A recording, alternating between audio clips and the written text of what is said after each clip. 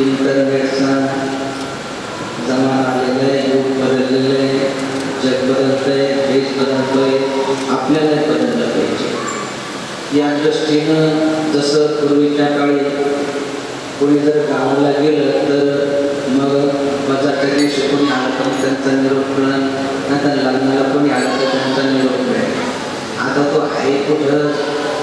जेवण करतोय, पाणी पितोय, त्यातून काय करतोय ते सर्व फोनवर ते चालतं. या दृष्टीनं आश्रमामध्ये या ठिकाणी काही नवीन संकल्पना काय आहे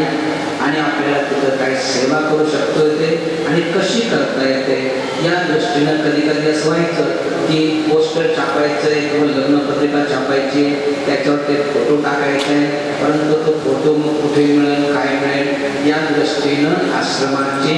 या ठिकाणी इंटरनेट सेवा आज या ठिकाणी निर्माण झालेली आहे आणि त्याचं कार्य करण्याचं जवळजवळ 2-3 जण मिळून या ठिकाणी कार्य करत आहेत. तर प्रमुख म्हणून जे निकम किंवा सुनील असेल अशा प्रकारे 2-4 जण जे कार्य या ठिकाणी करतात आणि 2-3 महिन्यांपासून त्यांनी जे परिश्रम करून या ठिकाणी ती सेवा या ठिकाणी जे निर्माण केली, तर या ठिकाणी ती आजपासून सोडून